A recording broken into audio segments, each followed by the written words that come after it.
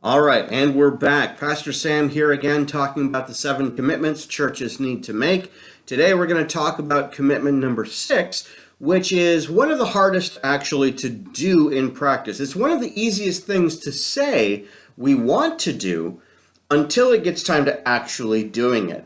Because commitment number 6 is we need to commit to make changes where necessary. And when I say make changes, I am talking about making changes in our church, talking about changes of anything from the style of the way we do things, the methods we use to reach out to people, the methods we do our worship services in, even down to things like the structure of our churches. Sometimes those things need to change because they're presenting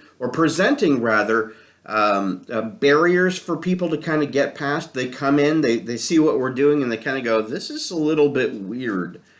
And so we need to talk about making some changes. And it's easy for a lot of people to say, yeah, we need to make some changes, until the very thing that they treasure the most dearly is the thing that's on the block. So we have to talk about how important it is, because once again, it's not our church. It's God's church. It's not our mission. It's God's mission. It's about how we reach people for Christ, not how we make ourselves more comfortable. So there's a passage where Jesus talks even a little bit about this. In Luke chapter 5, verses 37 through 39, we read this. Jesus says, "And no one puts new wine into old wineskins, for the new wine would burst the wineskins, spilling the wine and ruining the skins. New wine must be stored in new wineskins. But no one who drinks the old wine seems to want the new wine. The old is just fine, they say."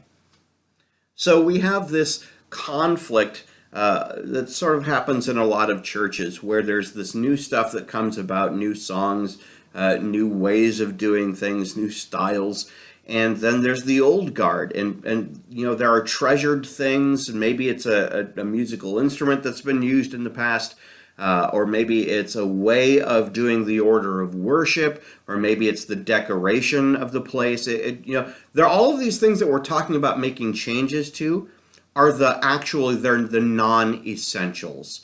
Because what must never change, of course, is the gospel of Christ.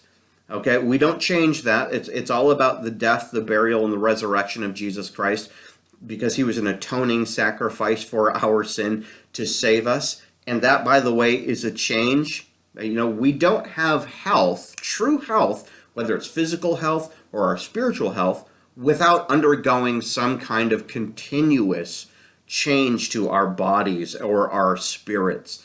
And that includes our salvation. That's a change. And so we shouldn't be surprised when we get to the discussion of what it looks like to be a healthy church and discover that we need to make changes on ourselves. And they're changes in style, and they're changes in methodology. They're the changes in all of the non-essentials of how we do what we do. That's not about changing the gospel. It's about changing the clothes that we put on the gospel so that it communicates to our culture in an understandable way.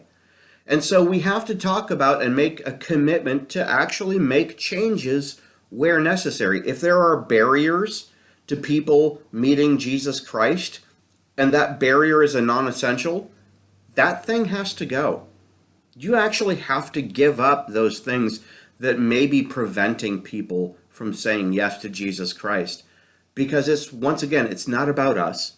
It's not about our comfort level. It's not about us getting what we want in church. It's about giving God the glory. And the best way to do that is to remove obstacles from people coming to Jesus Christ, coming to faith and salvation in him. So we have to commit to make changes where necessary.